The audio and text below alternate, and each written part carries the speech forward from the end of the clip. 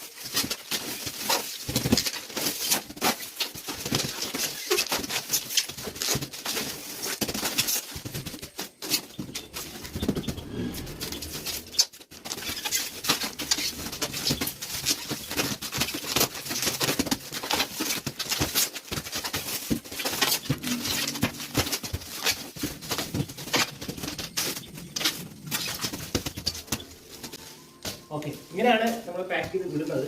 എല്ലാ ചെണ്ടയും അത്യാവശ്യം നന്നായിട്ട് തന്നെ പാക്ക് ചെയ്ത് വെച്ചിട്ടുണ്ട്. ഇനി ഇത് നമുക്ക് പാഴ്സൽ ചെയ്യാൻ വേണ്ടി പോകണം. അപ്പോൾ നമുക്ക് അവിടെ വെച്ചാൽ